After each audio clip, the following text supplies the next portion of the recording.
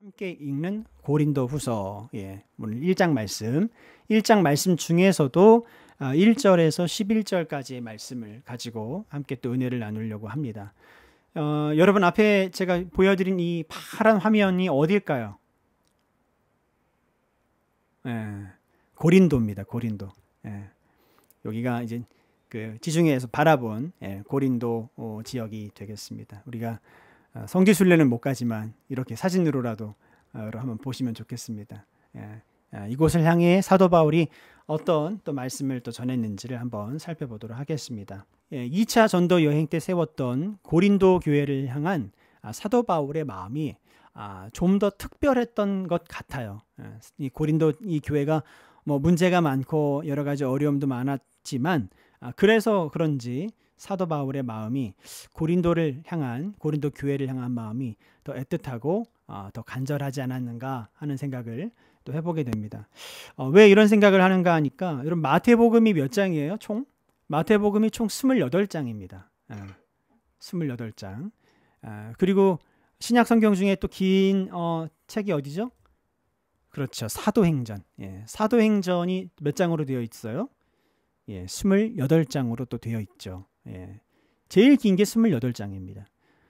근데 우리가 이제 고린도 전서 후서라고 이야기를 하고 있지만 사실은 이것은 고린도 교회를 향한 첫 번째 편지 그리고 두 번째 편지 이렇게 되겠죠. 이 첫 번째 편지와 두 번째 편지를 합치면 몇 장일까요? 몇 장일까요? 고린도 전서가 16장이고요. 고린도 후서가 13장입니다. 합쳐서 그렇죠. 29장이에요.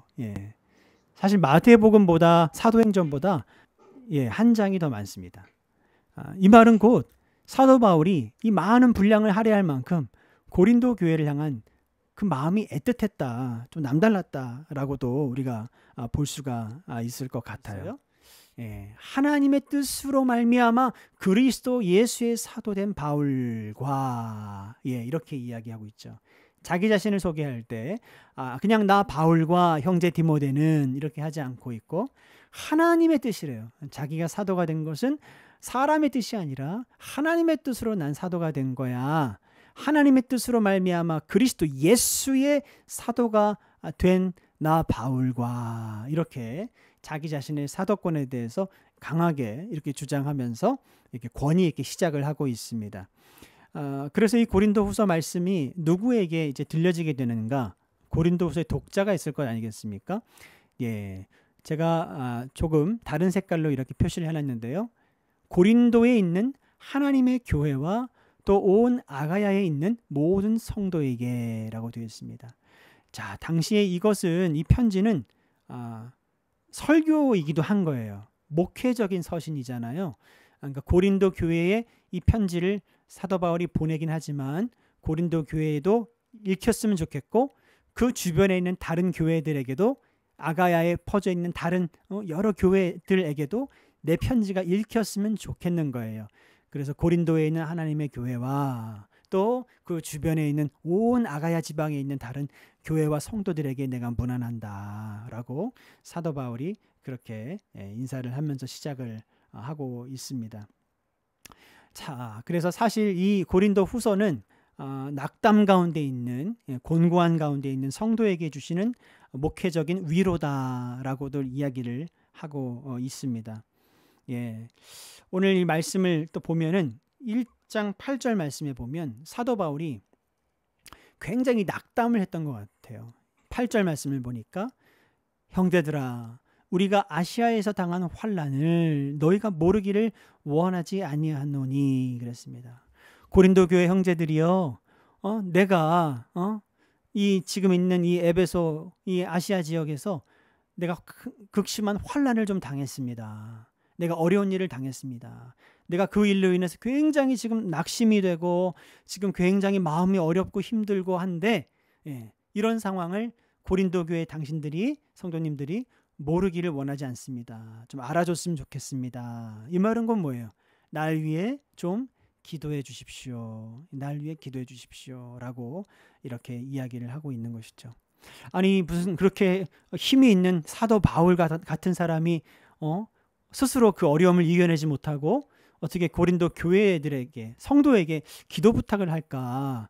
여기 사도 바울 너무 연약한 모습 아니야? 아니에요. 천만의 말씀입니다. 천만의 말씀. 여러분, 목회자는 성도님들의 기도로 사는 사람들입니다. 목회자는 성도님들의 기도와 사랑 때문에 살아가는 사람들이에요. 성도님들의 기도와 권면과 사랑이 없으면 그 귀한 목회를 감당을 할 수가 없습니다. 정말 낙심되고 낙담되고 할 일들이 정말 많죠. 그럼에도 불구하고 자신을 사랑해주고 섬겨주시고 목회자로 인정해주시는 그 성도님들의 위로와 또 권면과 그 기도, 그것으로 인해서 힘을 얻어서 사역을 또 감당할 수가 있는 거예요. 바로 사도 바울이 바로 이 고린도 교회로부터 그런 목회적인 어떤 그런 위안, 어떤 그런 격려, 어떤 그런 중보기도, 그런 사랑을 입고 싶어 하지 않았는가라고 하는 것을 8절 말씀을 통해서 볼 수가 있습니다. 2절입니다. 2절 말씀. 하나님 우리 아버지와 주 예수 그리스도로부터 은혜와 평강이 있기를 원하노라 그랬어요. 은혜와 평강이 있기를 원한다 그랬습니다. 자, 이 은혜와 평강은 사도 바울의 거의 뭐 트레이드 마크죠. 다른 서신서들도 항상 시작을 할 때 하나님의 그 은혜와 평강이 너희와 함께 있을지어다 라고 하는 축복을 늘 하면서 살아가고 있습니다. 그런 의미에서 볼 때 이 은혜와 평강이라고 하는 것은 사도 바울의 축복일 뿐만 아니라 여러분과 또 저의 축복이고 기도였으면 좋겠다는 생각이 듭니다.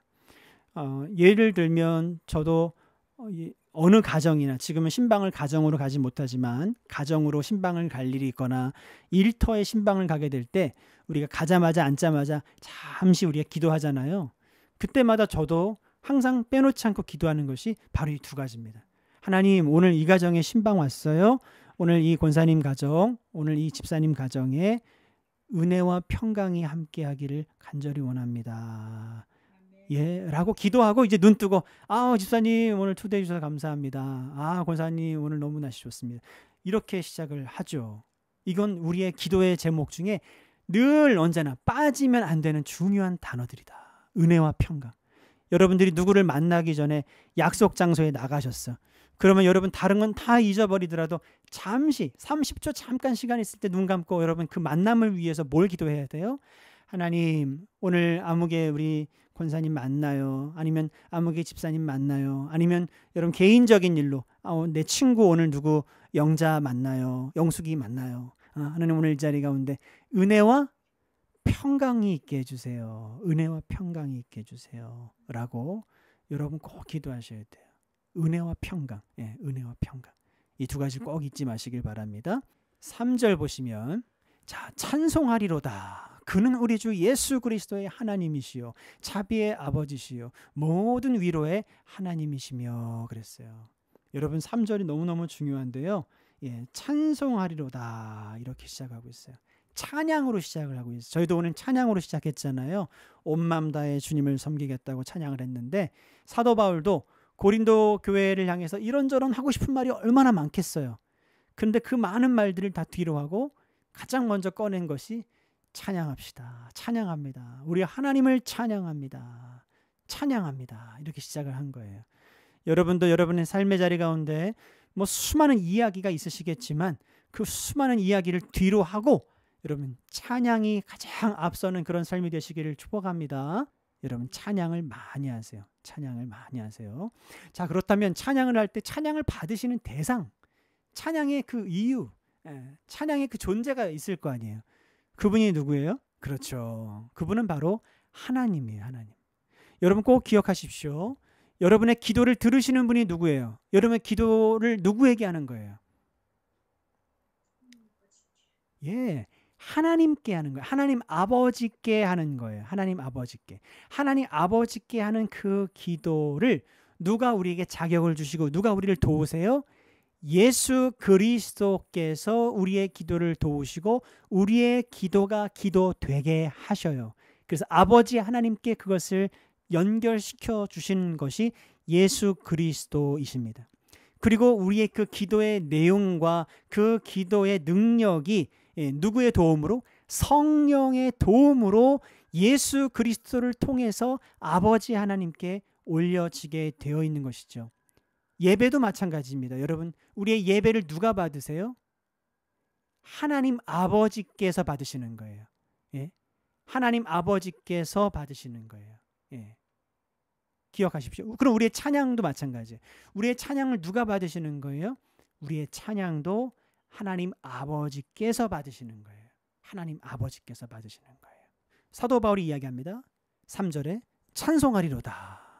그럼 그 찬송을 받으시는 분에 대한 이야기가 나오겠죠. 자, 그 하나님은 어떤 하나님이에요? 우리 주 예수 그리스도의 하나님이래요. 이것은 다른 말에서 우리 주 예수 그리스도를 보내신 아버지 하나님을 이야기하는 것이죠. 다시 말해서 성자 예수 그리스도의 아버지이십니다. 지금 저의 찬양을 받으실 분은 다른 분이 아니라 우리 주 예수 그리스도의 아버지이십니다. 성자 예수님의 아버지이십니다. 그거예요. 여러분, 찬양을 할 때, 기도를 할 때, 예배를 드릴 때 여러분 그 대상이 모호하면 예배 자체가 모호해지게 돼 있어요. 여러분, 분명한 어떤 대상을 놓고 기도하고 대상을 놓고 찬양하고 그 대상을 놓고 예배를 하셔야 됩니다. 우리의 찬양과 기도와 예배의 대상은 아버지 하나님이세요. 하나님. 근데 그 하나님은 어떤 하나님?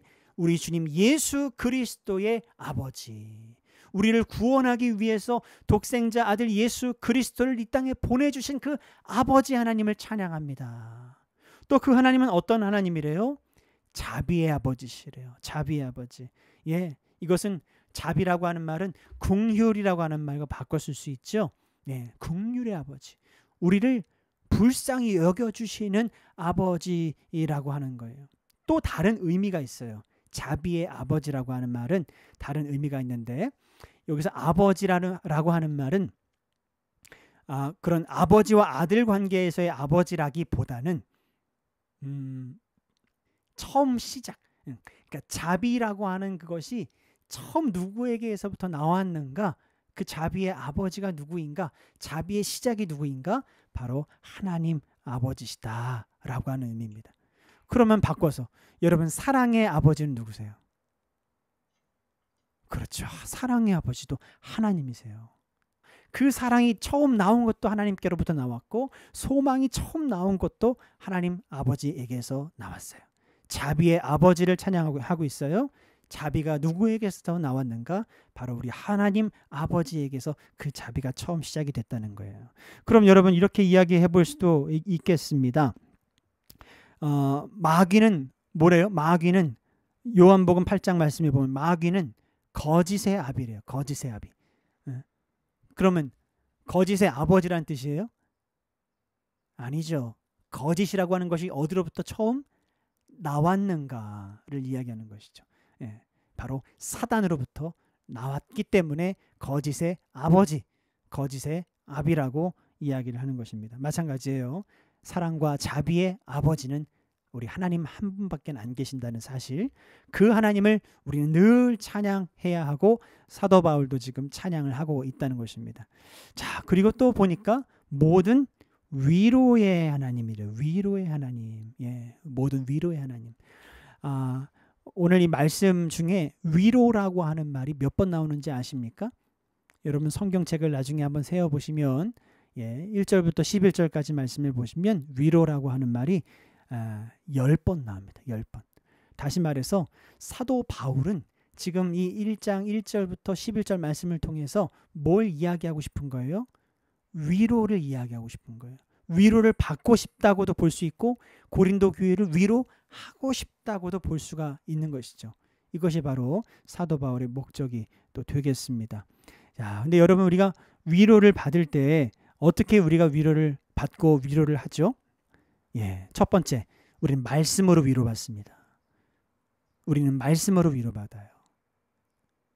두 번째, 우린 성령님을 통해서 위로받습니다.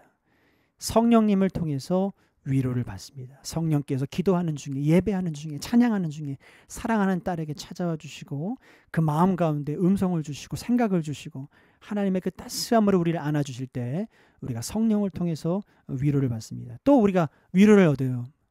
어떤 것을 통해서 위로를 받습니까? 하나님은 우리에게 위로의 하나님이 되어주세요. 근데 하나님이 직접 우리를 위로하시기도 하지만 세 가지를 주셨는데, 첫 번째가 말씀으로 우리를 위로하시고 성령으로 우리를 위로하시고, 그리고 여러분 주변에 있는 우리 성도들을 통해서 서로서로를 격려하고 위로하기를 원하신다는 겁니다. 그렇기 때문에 우리 성도들은 서로서로 다른 거 할 게 없어요. 우리는 위로만 하면 돼. 그저 우리는 위로만 하면 되고 사랑만 하면 됩니다.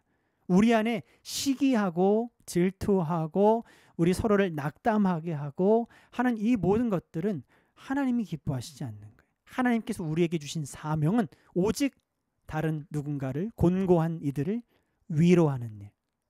그 사명을 우리에게 주셨다는 사실 여러분 꼭 기억하시고, 오늘도 여러분을 통해서 누군가가 위로를 받으셨으면 좋겠습니다.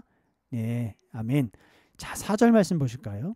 우리의 모든 환난 중에서 우리를 위로하사 우리로 하여금 하나님께 받는 위로로서 모든 환난 중에 있는 자들을 능히 위로하게 하시는 이시로다 그랬어요. 이시로다. 자, 하나님께 말씀을 통해서 우리를 위로하시고 성령을 통해서 우리를 위로하시고 지금 우리 곁에 있는 성도들을 통해서 우리를 위로하시지만 직접적으로는 하나님께서 우리를 능히 위로하신다라고 오늘 말씀을 하고 계십니다. 네, 이게 바로 저는 교회의 목적이라고 생각해요. 교회의 목적이다. 교회는 위로하는 곳이고 위로받는 곳이다. 교회에 와서 위로받지 못했다?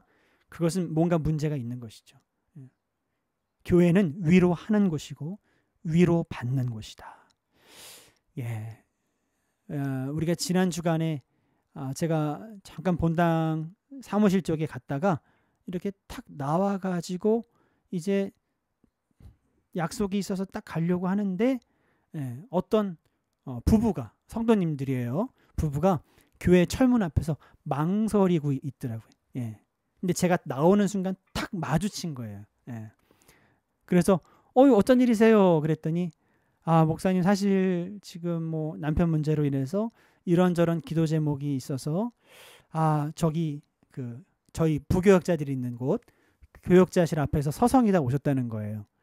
들어가서 목사님 중에 아무나 계시면 그냥 붙들고 기도받고 싶은 심정이었다는 거죠.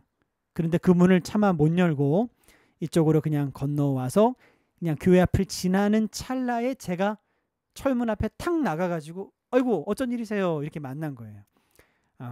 마침 또 담임 목사님이 계셨거든요.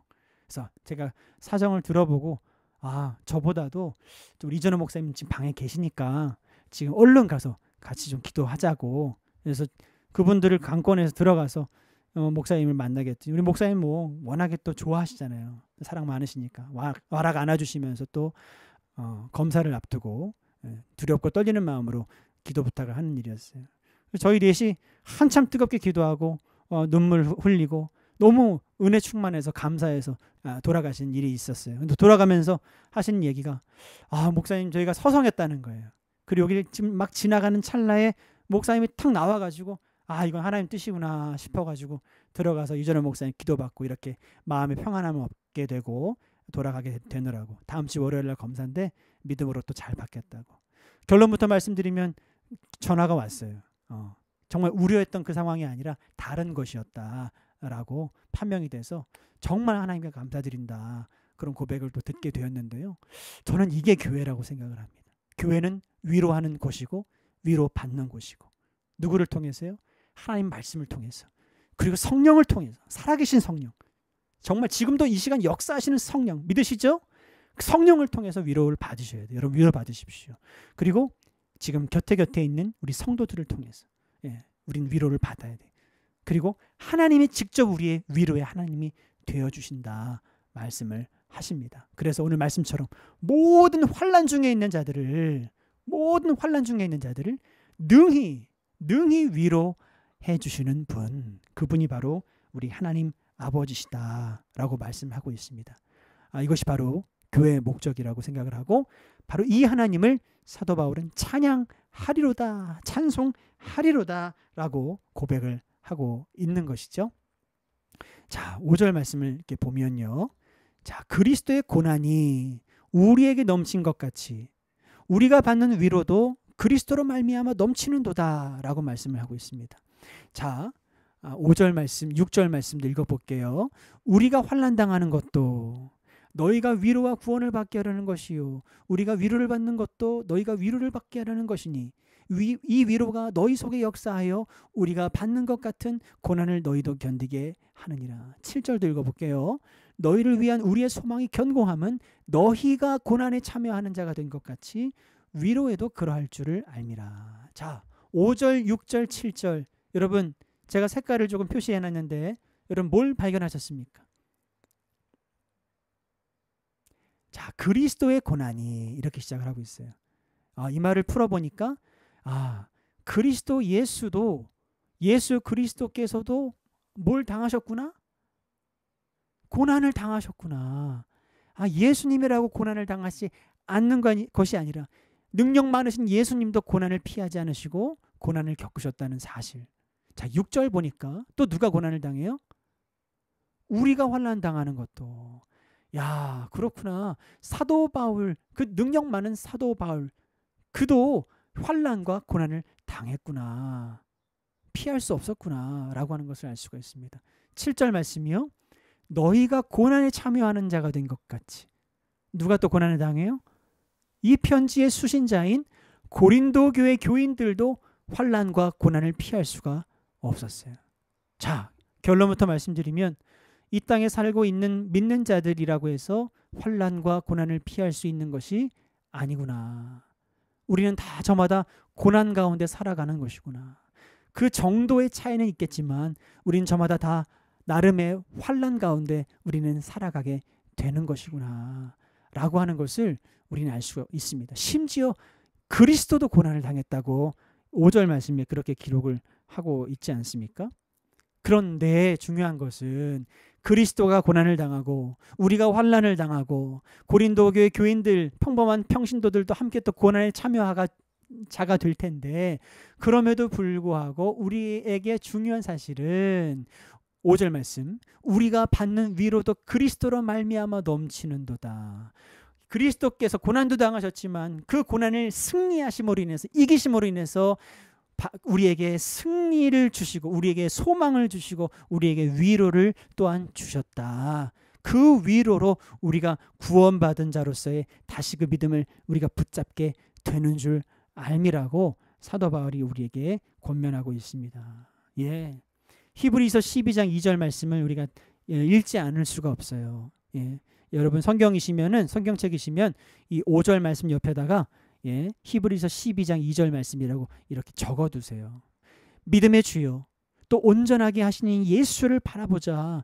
그는 그 앞에 있는 기쁨을 위하여 어떻게 해요? 십자가를 참으사 그리스도의 고난이 그 십자가를 참으사 부끄러움을 개의치 아니하시더니 하나님 보좌 우편에 앉으셨지 않냐. 그 고난을 이기시고 승리하셨고 그 하나님 보좌 우편에 앉으셔서 지금 하나님의 자녀들 우리 성도들을 위해 지금 중보하고 계시고 우리를 응원하고 계시며 지금 우리와 함께하고 계시지 않느냐라고 사도 바울이 우리에게 말씀을 하고 있는 것입니다. 여러분도 예수 그리스도의 고난을 생각하고 또 사도 바울이 당한 환난도 우리가 기억하면서 그리고 고린도 교회뿐만 아니라 빌립보 교회, 에베소 교회 여러 교회들이 당했던 그 고난과 환난을 기억하면서 우리 충신교회 성도된 여러분과 저도 나름의 고난 가운데 우리가 살아가고 있지만 그 가운데서 우리가 고난을 묵상할 것이 아니라 그 고난을 이기신 승리하신 예수 그리스도의 그 부활의 소망을 여러분 우리가 꼭 간직하면서 주님의 위로로 여러분 승리하실 수 있기를 우리 주님의 이름을 축원합니다. 그래서 우리 8절 말씀을 보니까 형제들아 우리가 아시아에서 당한 환난을 너희가 모르기를 원하지 아니하노니. 근데 그 고난이 어땠대요? 힘에 겹도록 심한 고난을 당하여 살 소망까지 끊어졌다. 살 소망이 끊어졌대요. 자, 지금 이 에베소에서 기록을 하고 있어요, 사도 바울은. 근데 에베소에서 무슨 일이 있었길래 이 사도 바울이 당했던 그 고난이 정말 이토록 힘에 겹도록 어려운 그런 상황이었을까? 살 소망이 끊어졌다. 살 소망이 끊어졌다. 이 말은 다른 말로 하면 뭐예요? 내가 죽을 것 같았다. 내가 이러다 죽지 싶었다. 내가 이러다 죽는 것이 아닌가 싶을 정도의 고난이었고 환난이었다라고 사도 바울이 이야기를 하고 있는 것입니다. 자, 이 사도 바울이 목회적으로 에베소에서 얼마나 힘든 상황이었으면 이렇게 고백을 하고 있을까 싶습니다. 9절 말씀. 우리는 우리 자신이 사형 선고를 받은 줄 알았으니, 같은 말이죠. 살 소망이 끊어졌다. 죽음의 상황까지 이르렀다는 지금 그 이야기를 하고 있는 것입니다. 이는 우리로 자기를 의지하지 말고 오직 죽은 자를 다시 살리시는 하나님만 의지하게 하심이라. 자, 우리는 우리 자신이 사형 선고를 받은 줄 알았다. 다시 말해서 이제 모든 가능성은 없고 이제 모든 소망은 없고 이제 모든 것이 끝났다고 생각했다라고 하는 이야기죠. 여러분 중에 이런 분 안 계십니까? 여러분 중에 이런 분, 여러분 지역 식구 중에 이런 분이 안 계십니까? 이제 사형 선고를 받은 것 같이 이젠 뭐 어떤 소망도 없고 방법도 없고 나를 도울 수 있는 어떤 그런 사람도 주변에 없고 나에게 이제 모든 가능성이 끝났다라고 생각하는 그 누군가가 있지 않느냐라고 여러분에게 질문을 드리는 것입니다. 네. 성경에도 이런 사람이 있었죠. 여러분 누가 있었을까요? 뭐 여러 사람 예를 들 수 있지만 쉬운 예로 사라를 들 수 있어요. 사라. 여러분 사라가 창세기 18장 말씀에 보면 이제 아이를 가져야 되는데 아이를 가질 수 있어요, 없어요? 가질 수가 없었죠. 여성의 생리가 끊어졌다고 되어 있었어요. 사라는 여성의 생리가 끊어졌다. 그래서 더 이상 이제 아이를 가질 수가 없는 상황이었어요. 오늘 이 9절 말씀을 통해서 다시 이야기하면 사라 자신이 여성으로서 어머니로서 사형 선고를 받은 줄 알았으니 이 말이죠. 이 말이에요. 사라는 자기 자신이 여성으로서 사형 선고를 이미 받았다고 생각을 하고 있었어요. 근데 그런 그에게 하나님께서 찾아가셨죠. 아브라함에게. 그리고 그에게 아들을 주실 것이라고, 네가 아들을 낳을 것이라고 약속을 해주셨어요. 그때 사라가 어떻게 했어요? 아멘 이랬죠. 천만의 말씀이에요. 피식 웃었어요. 저는 이미 사형 선고를 받은 여자입니다. 저는 이미 끝났습니다. 저는 이미 그런 가능성이라고 하는 것은 저에게 찾아볼 수가 없습니다. 라고 스스로 그렇게 생각하는 중이었는데 오늘 말씀처럼 자기를 의지하지 말고 오직 죽은 자를 다시 살리시는 하나님을, 그러니까 사형 선고를 받았다고 생각하고 있었던 사라에게서 어떻게 해요? 믿음의 아들 이삭을 태어나게 하신 하나님, 할렐루야. 그 하나님을 의지하게 하려 함이라고 사도 바울이 지금 고린도 교회 교인들을 권면하고 있습니다. 또는 지금 우리 충신교회 우리 삼교구 여러분과 저를 지금 위로하고 있는 거예요. 혹시 여러분 우리 중에, 여러분 지역 식구들 중에, 여러분 주변에 나는 이제 끝났다라고 사형 선고를 받은 것 같은 그런 곤고한 환난 가운데 계신 분이, 그것이 질병의 문제든 경제적인 문제이든 관계의 문제이든 영적인 문제이든 어떤 문제이든 상관없어요. 사형 선고를 받았다고 생각하고 있는, 스스로 그렇게 믿고 있는 이에게 정말 그 상황 가운데서 죽은 자를 다시 살려내시는 하나님을 의지하게 하는 그 역할과 사명이 여러분과 제게 있는 줄 믿습니다. 그래서 우리 스스로도 모든 불가능으로부터 가능케 하신 하나님을 신뢰하면서 우리가 승리했으면 좋겠어요. 이 코로나 상황도 마찬가지고 정말 끝난 것 같은 이 모든 상황 가운데 하나님은 조금씩 우리 안에 새로운 이야기들, 새로운 역사, 새로운 아름다운 이야기들, 새로운 소망을 이끌어내실 줄 믿습니다. 그래서 우린 서로 권면할 때 이제 새로운 내일을 이야기하고 새로운 소망을 노래하고 그 일을 행하신 하나님을 더 찬양하고 더 그 하나님을 즐거워하는 여러분과 또 제가 되기를 우리 주님의 이름으로 축복합니다. 자, 그렇습니다. 바로 지금 그 이야기를 하고 있는 것이고요. 10절 말씀을 보니까 그가 이같이 큰 사망에서 우리를 어떻게 해요? 건지셨고 또 건지실 것이며 이후에도 건지시기를 그에게 바라노라. 아멘. 아멘. 예, 여러분, 우리 히브리서 기자가 말씀하고 있는 것처럼 우리 주 예수 그리스도는 어제나 오늘이나 영원토록 어떻게 하시대요? 동일하시다 그랬어요. 동일하시다. 마찬가지예요. 오늘 10절 말씀에 사도 바울이 고백합니다. 큰 사망에서, 감당할 수 없는 정말 큰 파도와 같은 그런 사망에서 여러분과 저를 건지실 텐데, 과거에도 어떻게 해요? 과거에 건지셨고, 그리고 지금 이 순간에도 건지실 것이고, 그리고 앞으로도 이후에도 어떻게 해요? 건져 주시기를 내가 바란다라고 사도 바울이 고백하고 있습니다. 여러분, 이건 여러분의 고백이 되고 저의 고백이 되었으면 좋겠습니다. 아, 우리 하나님, 내가 믿고 있는 하나님은 과거에도 나를 살려주셨고 지금 이 순간에도 살게 하고 계시고 앞으로도 살려주신다는 소망으로 여러분 승리하시길 바랍니다. 누군가 걱정하고 있는 분이 계신다면 등 한번 세게 한번 치시면서 말씀해 주세요. 과거에도 살리셨고 지금도 살게 하고 계시고 앞으로도 살게 하실 것인데 걱정하지 말라고. 걱정하지 말라고.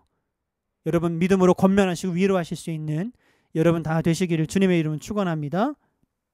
아멘. 자, 지금 이것은 다윗의 고백이기도 해요. 이같이 큰 사망에서 우리를 건지셨다라고 하는 다윗의 고백. 여러분 한번 옆에 적어보세요. 시편 34편 6절에서 7절 말씀. 6절에서 7절 말씀. 너무너무 귀한 말씀이죠.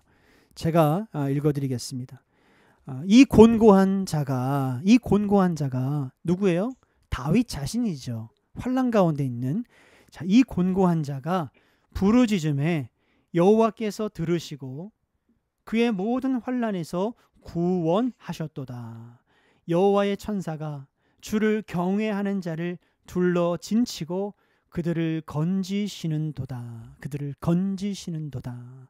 우리를 건지셨고 건지실 것이며 이후에도 건지실 것이라고 바라고 소망하며 지금 간구하고 있는, 기도하고 있는 이 사도 바울의 믿음이 여러분과 저의 믿음이 되었으면 좋겠습니다. 자, 마지막으로 우리 11절 말씀인데요. 11절 말씀. 너희도 우리를 위하여 간구함으로 도우라. 지금 기도로 지금 초대하고 있어요. 그 기도의 능력의 자리로 고린도 교회 교인들을 사도 바울이 지금 초대하고 있습니다. 너희도 우리를 위하여 간구함으로 도우라. 기도로 참여하라. 기도에 동참해라. 왜냐하면 이는 우리가 많은 사람의 기도로 얻은 은사로 말미암아 많은 사람이 우리를 위하여 감사하게 하려 함이라. 이건 뭐예요? 사도 바울과 그 일행들이 굉장히 목회적으로 어려운 곤고한 상황 가운데 있었는데, 정말 죽을 것 같았던 그런 상황 가운데 있었는데, 다른 많은 수많은 교회와 성도들이 우리를 위해 기도함으로 인해서, 우리를 위해 기도해 줌으로 인해서 그들의 은혜가 충만해졌고, 그리고 우리의 문제가 해결이 되어져 가는 것을 통해서 그들이 기도에 응답해 주신 하나님께 감사하게 되었다라고 하는 거예요.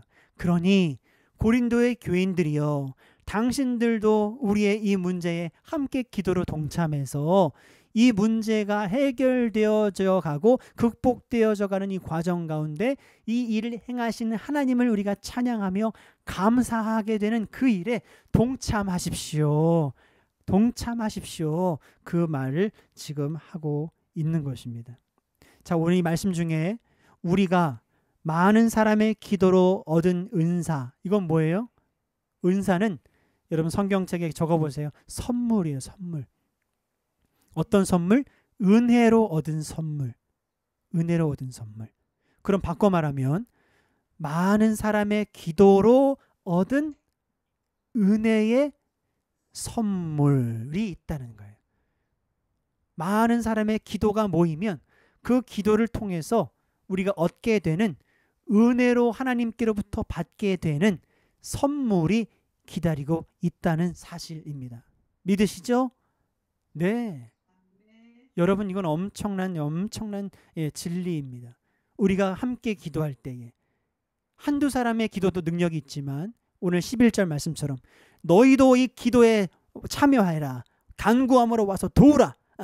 왜냐하면 여기에 그 기도를 통해서 얻게 될 하나님께서 은혜로 주실 선물이 있기 때문이고, 그 선물로 인해서 우리가 하나님께 감사하게 되는 그날이 오게 될 것이다 라고 지금 사도 바울이 지금 고린도 교회 교인들을 초대하고 있는 것처럼, 저도 사도 바울이 이 말씀을 빌려서 우리 삼교구 우리 지구역장 님들 한 분 한 분에게 이 시간 전해드립니다. 여러분, 함께 기도하십시다. 함께 기도함으로 이 어려운 때를 이겨내십시다. 여러분의 가정도 기도로 이겨내시길 바라고, 여러분의 지역 식구들도 두세 사람이지만 함께 모여서 기도할 수 있는 여러분 되시길 바라겠습니다.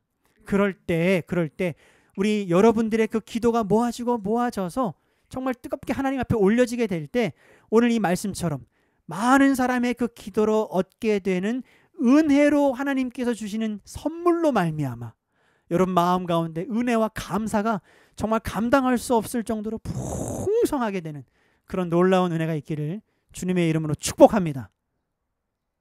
아멘. 네, 바로 이런 소망이 사도 바울의 소망이었고, 바로 고린도 교회를 향한 마음이었고, 이것이 바로 오늘 우리를 향한 하나님 아버지의 뜻이 아니겠는가 하는 생각을 하면서 오늘 말씀을 좀 마치려고 합니다.